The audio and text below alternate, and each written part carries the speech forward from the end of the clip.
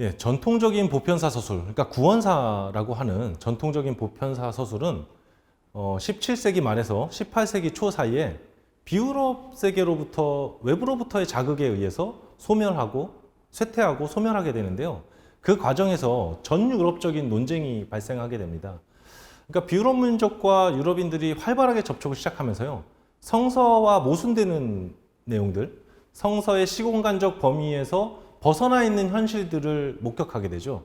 그럼 이런 정보들을 기존의 성서와 어떻게 조화시킬 것인가 하는 것이 이 논쟁의 핵심이었습니다.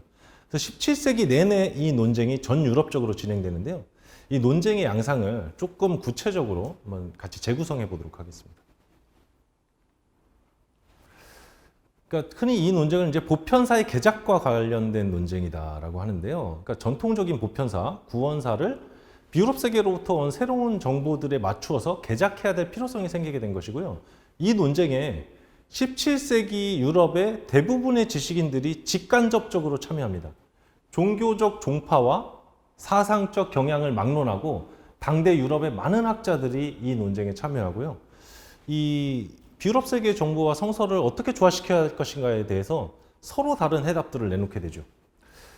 이 광범위한 논쟁의 주요 쟁점은 크게 세 가지로 정리를 할 수가 있는데요. 보편사의 연대기와 관련된 문제 첫 번째고요. 두 번째는 성사, 그러니까 성서의 역사와 세속사, 성서의 범위에서 벗어난 다신교 세계의 역사를 어떻게 조화시킬 것인가. 이 둘의 관계는 어떠한 것인가.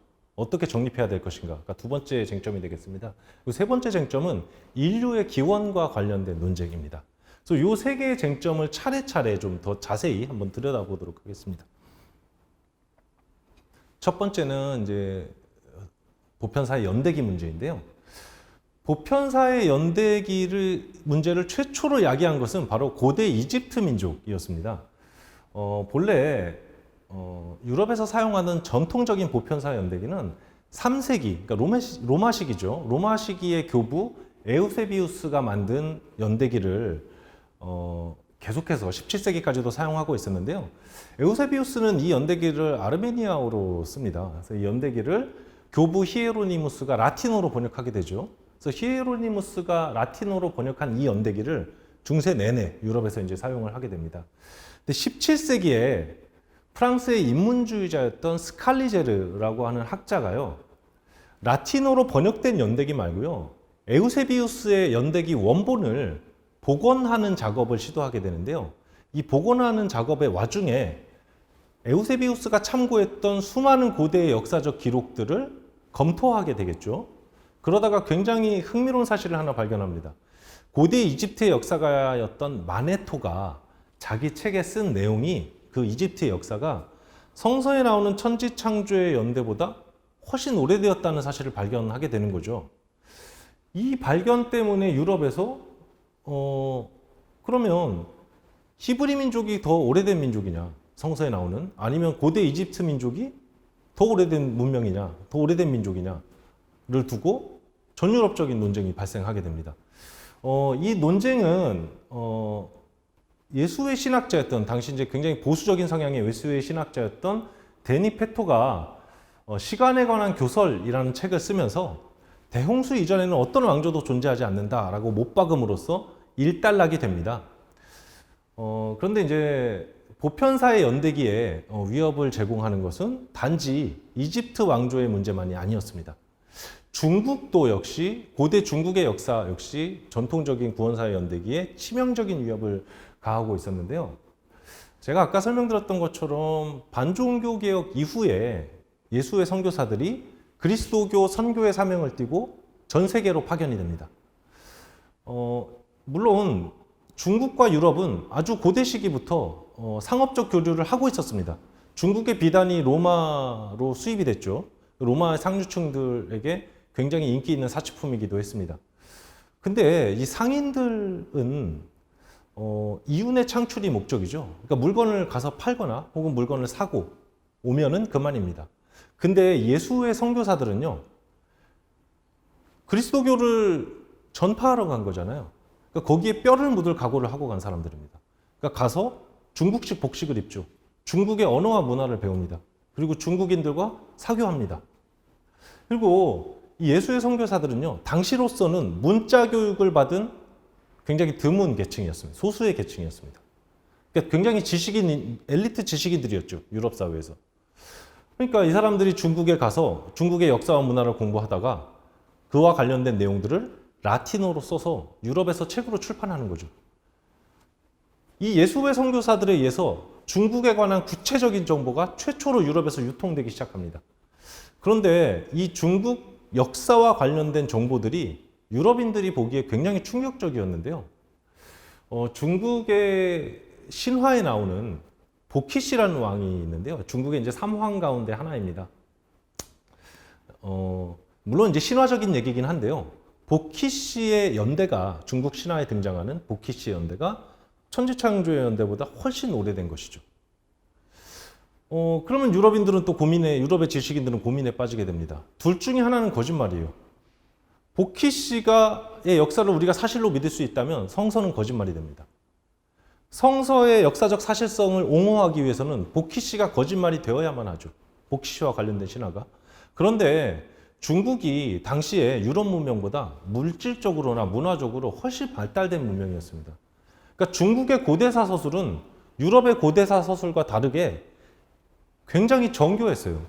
그래서 이거를 그 이전에 해왔던 것처럼 완전히 거짓말이다라고 간주하기가 쉽지 않았습니다. 그래서 등장한 해법이 바로 우리가 천지창조의 연대를 계산하는 방법을 바꿔보면 어떨까라는 것이었는데요. 당시에 네덜란드의 문헌학자였던 보시우스나 아니면은 그 영국의 고고학자인데요. 이집트 학자입니다. 존 마샴 같은 인물은 성서의 판본이 여러 가지가 있잖아요. 그 중에 70인역 성서라는 것이 있습니다. 이게 뭐냐면요. 그리스인들이 고대 그리스어로 번역한 성서입니다. 그러니까 히브리어 성서 말고요. 이 그리스어 성서를 활용해서 우리가 천지창조의 연대를 계산한다면, 천지창조의 연대를 훨씬 더 과거로 거슬러 올라갈 수가 있었죠. 그러면은 지금 성서의 연대기 위협을 제공하고 있던 이집트의 고대 왕조나 중국의 고대 사물을 성서의 연대기 안에 다 끌어안을 수 있었습니다. 그래서 이런 해법들을 주장하기도 했고요. 반면 이제 호른 같은 전형적인 이제 보수적인 호교론자인데요. 호른 같은 인물은 70인역 성서를 사용하는 것은 이집트와 중국의 고대성, 그러니까 이런 문명들이 성서보다 오래되었다고 주장하는 사람들을 이롭게만 만드는 거 아니냐라는 취지에서 반대를 하기도 했죠. 그래서 이 두 진영 사이의 논쟁도 굉장히 활발하게 벌어집니다. 이 17세기 보편사 서술 논쟁의 두 번째 쟁점은 바로 성사와 세속사의 관계였는데요. 성서에 나오는 히브리 민족의 역사를 가리키고요. 세속사란 히브리 민족을 제외한 모든 세계, 모든 민족의 역사죠. 전통적으로 17세기까지 유럽의 지식인들은요, 세계 여러 문명이 형성되는 과정을 신의 계시를 통해서 문명을 발달시킨 히브리 민족이 자신들의 지혜를 세계 각지에 전파함으로써 세계 각지의 문명이 형성되었다. 이렇게 설명을 해오고 있었습니다. 그런데 제가 조금 전에 설명드렸던 연대기 문제 있잖아요. 천지창조의 연대보다 오래된 비유럽 세계의 역사적 기록들이 유럽에 전래되면서 이 설명이 더 이상 유효하지 않게 되죠. 히브리 민족이 문명을 전파하기 전부터 중국과 이집트에는 훨씬 더 발달한 문명이 꽃을 피우고 있었다는 사실이죠. 그래서 오히려 이 시기가 되면요, 오히려 거꾸로 이집트인들이 히브리 민족에게 문명을 전파했다라는 주장을 하는 학자들이 생겨나게 됩니다. 대표적으로 영국의 고고학자였던 이집트 연구자였던 존 마샴과 스펜서 같은 경우고요. 당연히 이 주장을 가톨릭 지식인들은 이단적이라고 받아들였죠. 그래서 격렬하게 반박하고 나섭니다. 그래서 보샤르와 위에 같은 경우가 대표적으로 마샴과 스펜서에 맞서 논쟁을 벌였던 가톨릭 학자들이 되겠습니다. 자, 세 번째 쟁점은요, 인류의 기원과 관련된 문제입니다. 자, 그럼 인류의 기원에 대해서는 17세기까지 유럽인들은 인류의 기원에 대해서 어떤 설명을 해오고 있었을까요? 17세기까지의 전통적인 입장을 생물학적 이론 발생론이라고 정의할 수 있습니다. 그러니까 쉽게 설명드리면 모든 인류는 한 뿌리에서 나왔다. 그러니까 쉽게 설명드리면 아담과 노아의 자손이다. 모든 인류는. 이런 이론인데요. 이게 아우구스티누스의 신국론에 이와 관련된 명시적인 언급이 등장합니다. 제가 한번 읽어볼까요? 사람들은 단일한 인간으로부터 유래했고, 여기서 단일한 인간이란 아담을 의미하겠죠. 모든 인류가 아담의 자손이라는 겁니다. 따라서 본성의 유사성에 의해 한 인류로 결속할 뿐만 아니라 혈연의 유대에 의해서도 조화로운 일치로 평화의 사슬을 이루는 것이 신이 원하는 바였다라는 건데요. 그러니까 아우구스티누스가 볼 때 모든 인류는 다 형제 자매예요. 전부 다 혈연 관계에 있습니다. 이렇게 설명을 해왔죠. 그러니까 이런 설명으로부터 세계 각지의 문명을 노아의 세 아들의 이산으로 설명하는 이론이 파생됩니다. 성서에 보면 노아의 아들이 세 명이죠. 함, 야벳, 그리고 셈이 있죠. 이들이 세계 각지로 뿔뿔이 흩어지면서 이들의 후손들이 세계 각지의 문명을 형성했다. 라고 설명을 해왔죠. 이게 제가 아까 설명드렸던 히브리 민족이 자신들의 지혜를 세계 각지로 전파했다라는 이론과 부합되는 이론이죠. 예, 그래서 유럽인들이 처음에 아메리카 원주민과 조우했을 때 굉장히 당황스러웠겠죠. 처음에는 그래서 이 사람들이 동물이냐 인간이냐 라는 논쟁이 벌어지기도 했는데요. 시간이 지날수록 누가 봐도 인간인 건 부정할 수가 없습니다. 자, 그랬을 때 어떤 문제가 발생하게 되냐면요. 이 사람들은 아담의 자손이, 성서에 나오는 아담의 자손이 아닌가? 이 사람들의 기원은 어디서부터지? 이런 의문들이 생기게 되는 거죠. 그래서 이 당시 유럽의 지식인들은요. 어떤 식으로든 아메리카 원주민을 유럽의 인류와 연결시키려고 했습니다. 구대륙의 인류와 연결시키려고 했습니다. 어떤 식으로든 그들이 아메리카에서 자생적으로 발생한 인류라는 사실은 인정하고 싶지 않아 했어요. 그래서 나온 이론들이 당시 예수의 신부였던 아코스타 같은 경우는 구대륙의 인류가 저 베링해 쪽을 통해서 아메리카로 건너갔다 라고 주장을 했고요.